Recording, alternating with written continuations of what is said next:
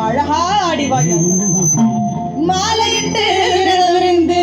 18ஆம் படி பகவான் தரிசனம் பண்ண நாங்க வாரோம் வழிதுணையா வாருமையா நீ வழிதுணையா வாருமையா வெள்ள குதிரையில